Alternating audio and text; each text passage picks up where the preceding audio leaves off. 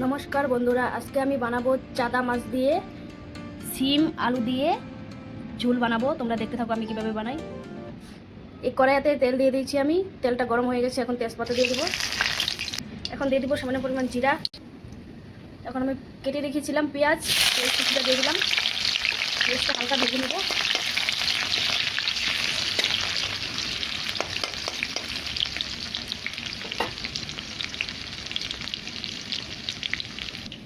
এখানে দেখতে পাচ্ছ আমি বড় বড় করে সিম কেটে নিয়েছি, আলু কেটে নিয়েছি।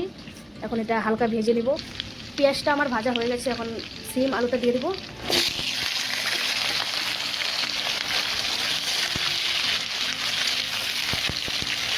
এখানে দিয়ে দেবো পরিমাণ মতো লবণ, হলদির গুঁড়া। তোমরা ওভাবে বানায় খেয়ে দেখতে পারো। এখানে আমি হলুদ দিয়ে দিয়েছি পরিমাণ মতন, লবণ দিয়ে দিয়েছি পরিমাণ মতন। এখন হালকা ভেজে নিব। এখানে আমি 4 পিস মাছ নিয়ে নিয়েছি। তোমরা চাইলে বেশি করে নিতে পারো, আমি 4 পিসই বানাবো আজকে। এখানে আমি মশলা বেটে নিয়েছি।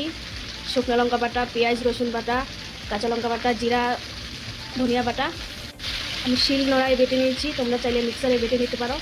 দেখতে পাচ্ছ আমার কষানো হয়ে গেছে, আর অল্প ভেজে নেব।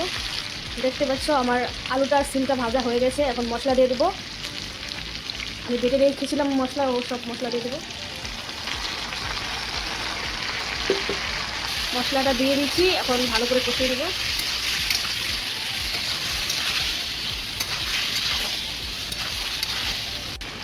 আমি 2 মিনিটের জন্য ঢেকে দেবো। 2 মিনিট পর ফিরে এসেছি। এখন ঢাকনাটা খুলে দেবো।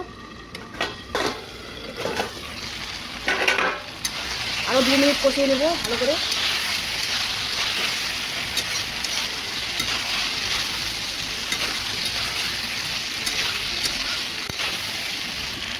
দেখতে পাচ্ছ আমার ভাজা হয়ে গেছে। এখন দেখো আলুটাও সিদ্ধ হয়ে গেছে। এখন জল দিয়ে দেবো।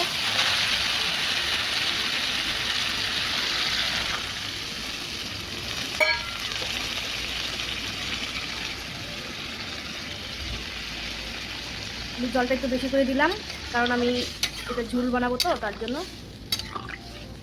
আমার জল দেওয়া হয়ে গেছে, এখন ভালো করে ফুটিয়ে নেব।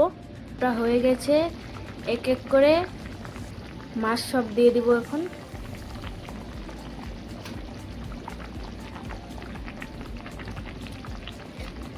অল্প ঘেটে নেব।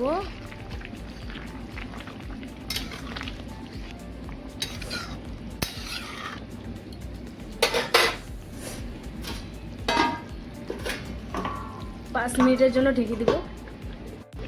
5 মিনিট হয়ে গেছে, এখন ঢাকনা খুলে দিব।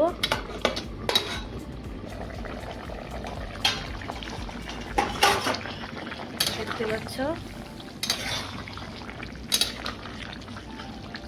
আমার তরকারি হয়ে গেছে। এখন দিয়ে দেব ধনিয়া পাতা।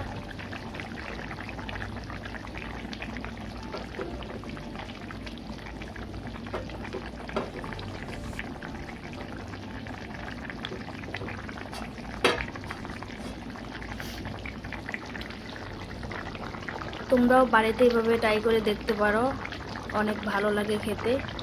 দেখতে পাচ্ছ আমার ঝোল হয়ে গেছে। এখন আমি নামিয়ে নিব। দেখতে পাচ্ছ আমি নামিয়ে নিয়েছি। দেখতে পাচ্ছ কি সুন্দর হয়েছে কালার।